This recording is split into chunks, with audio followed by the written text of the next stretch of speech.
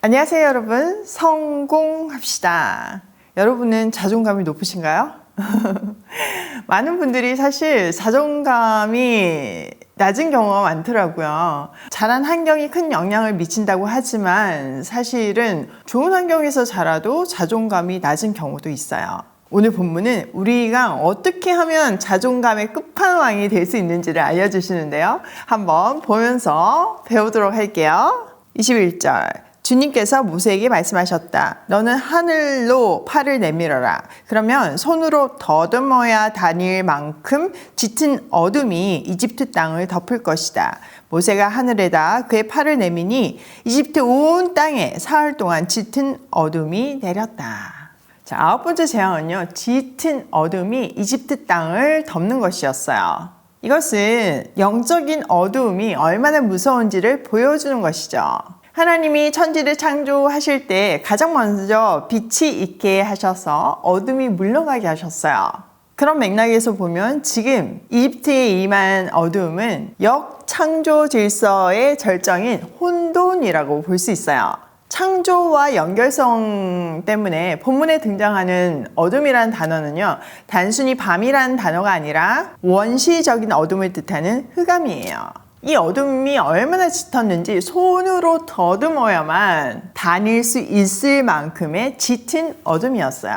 또한 앞에서 등장하는 개구리, 이런 것들이 다 이집트의 신이라고 말씀드렸잖아요. 그 10가지 재앙은 하나님이 그 신들을 심판함으로써 하나님은 그들이 섬기는 신들과 비교할 수 없는 존재임을 드러내셨죠. 자, 이집트 사람들이 섬기는 신 중에서 최고 신이 태양신이었어요. 또 바로는 태양신의 아들이라고 여겨졌죠.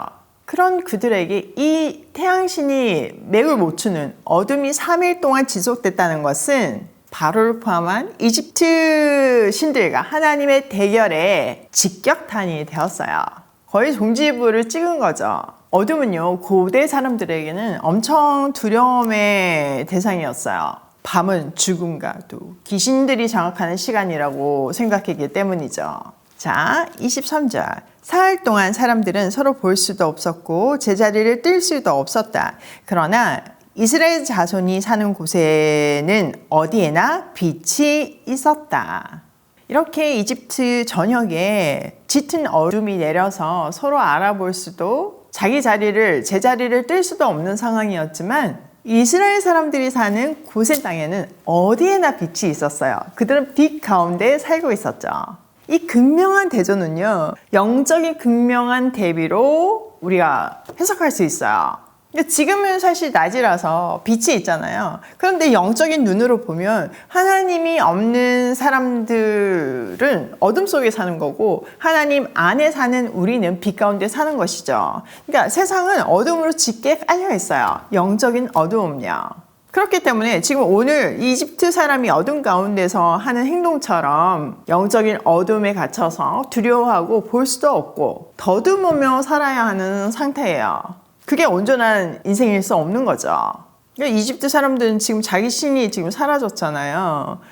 맥을 못 추는 건 거잖아요. 얼마나 두려움과 공포 속에 있겠어요? 그 두려움과 공포가 이 세상 사람들, 어둠 가운데 있는 사람들 속에 서려 있어요. 반면 하나님의 자녀인 우리는요, 우리가 어떤 상황 속에 지지를 공상으로 살고 있다고 해도 빛 가운데 사는 거예요. 우리는 어떤 일이 벌어지고 있는지 영적인 눈으로 볼 수 있고 알고 걷는 길이기 때문에 환경에 상관없이 행복할 수 있는 거죠. 자신감이 있을 수 있는 거죠.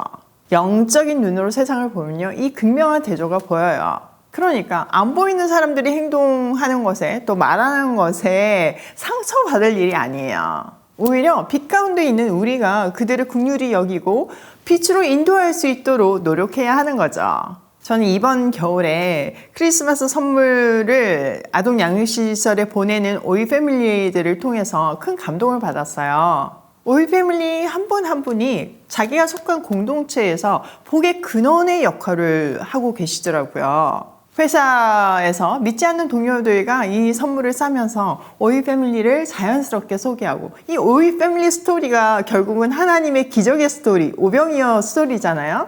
또 믿지 않는 가족들과 이걸 싸면서 자연스럽게 사랑을 흘러보내고 또 여러 세대가 함께 이 선물을 준비하면서 자연스럽게 다음 세대에게 어떻게 살아야 하는지 하나님 사랑, 이웃 사랑은 어떻게 실천해야 되는지를 보여주고 계시더라고요. 가르치는 거죠. 그게 진정한 교육이잖아요. 제가 미국에서 하나님을 제대로 만나고 나서 한국으로 돌아오라는 마음을 주셔서 돌아와서 비즈니스를 시작할 때 제 직함을 컬처 크리에이터라고 지었어요. 문화 창조자죠. 다윗이 사사기 문화, 진짜 흑암의 문화였잖아요. 그 흑암의 문화 속에서 하나님의 예배 문화를 만들어낸 게 너무 감동이 되어서 저도 이 세상 가운데 하나님의 문화를 만들고 싶었어요. 그래서 컬처 크리에이터라는 직함을 가지게 된 거죠. 15년의 세월이 흘러서 정말 그 직함대로 하나님의 아름다운 문화를 만들어가고 있더라고요. 사단법인 오이 패밀리는 제가 상상한 것이 아니잖아요. 제가 계획한 것도 아니고 그냥 저는 떠밀려서 왔는데 지금 이런 일이 벌어지고 있는 거잖아요. 그러면서 저는 제가 가르치는 성경에 더 확신하게 되었어요.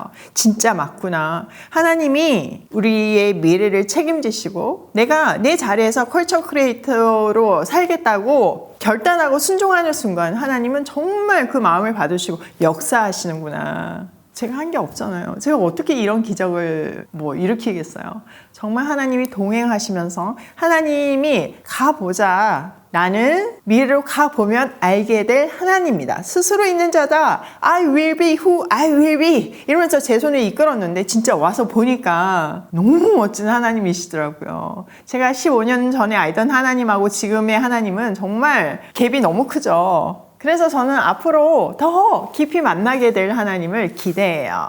여러분도 그러시죠? 우리가 함께 말씀을 같이 묵상하면서 만나게 될 하나님을 함께 기대하면서 내년을 맞았으면 좋겠어요. 자, 24절.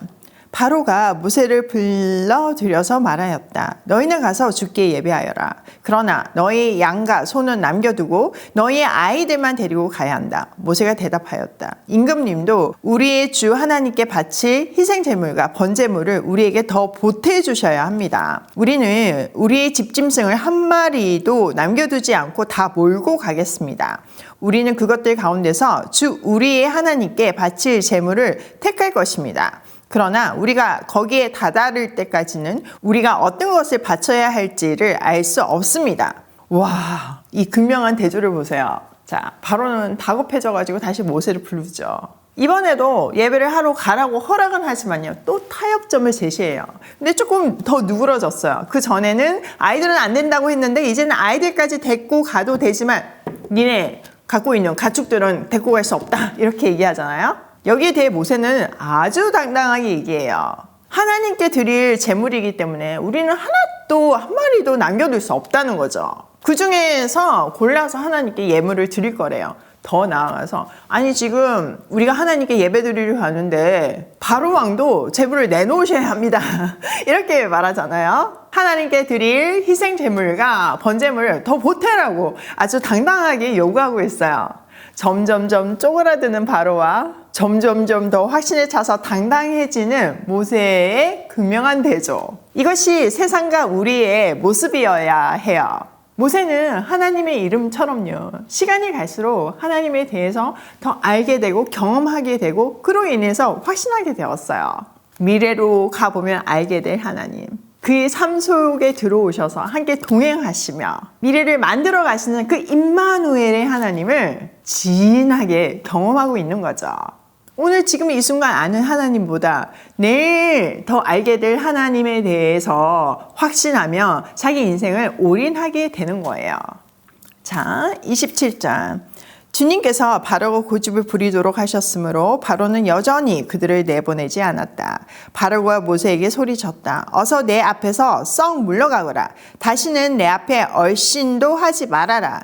내가 내 앞에 다시 나타나는 날에는 죽을 줄 알아라. 모세가 말하였다. 말씀 잘하셨습니다. 나도 다시는 임금님 앞에 나타나지 않겠습니다. 바로는 여전히 하나님의 백성들을 내보내지 않았어요. 그리고 자기도 명색이 신이잖아요. 자기 마음대로 안 되니까 이제 화가 나가지고 막 엄포를 놓죠. 내 앞에서 썩 물러가라. 내 앞에서 얼씬도 하지 말아라. 내 앞에 다시 나타나는 날에는 죽을 줄 알아라. 여기에 대해 모세도 만만치 않게 대답해요. 말씀 잘하셨습니다. 저도 다시는 임금님께 나타나지 않겠습니다. 하나님 앞에서 점점점 더 당당해지는 그 모세의 모습 보이시나요? 이것이 우리의 모습이어야 하는 거죠. 자, 오늘 내용을 우리 삶에 한번 적용을 해보면요. 첫 번째, 세상의 빛이 되죠. 그럼 우리는 세상의 빛이에요. 세상이 어둡다는 사실을 알고 그들을 긍휼히 여기고 정말 그들을 빛 가운데 나아올 수 있도록 인생을 바쳐야 돼요. 안 그러면 너무 불쌍하잖아요. 우리가 빛 가운데 살 때만 사람이 사람답게 살 수 있는 것이에요. 죽어서 천국 가는 정도가 아니에요. 두 번째, 어둠과 빛 구조를 분명히 알고 돌보자. 여러분, 세상은요 어둠이고 우리는 빛이잖아요. 그러니까 세상이 하는 말에 상처받을 일이 아니에요. 우리가 돌봐야 되는 대상임을 항상 기억하셔야 돼요. 그러기 위해서는 3번, 자존감을 회복하자. 여러분, 하나님의 자녀란 자존감이 우리 마음에 강하게 자리 잡을 때 더 이상 필요한 게 없어요. 하나님은 우주 만물을 창조하시고 주관하시는 세상의 주인이시잖아요. 근데 그분이 우리의 아버지인데 뭐가 더 필요한가요? 아니, 부자 아빠만 있어도 뭐 재벌만 돼도 세상을 다 가질 것 같잖아요. 자존감의 끝판왕이 될 것 같잖아요. 근데 그렇지 않아요, 사실. 너무 슬픈 일이지만 재벌가에서 수많은 자살의 소식을 우리가 듣잖아요. 그게 뭘까요? 그거는 우리의 자존감이 될 수 없다는 거예요. 세상의 것들과 피조물은 우리의 영원한 자존감이 될 수 없다는 거예요. 나를 지으신 분, 나의 아버지가 누구인지 분명히 할 때 우리는 빛의 자녀답게 자존감의 끝판왕으로 이 세상을 당당하게 살 수 있어요. 세상을 빛 가운데로 이끄면서요. 오늘도 세상의 비침을 기억하며 하나님의 자녀라는 자존감을 회복하며 고고싱해요.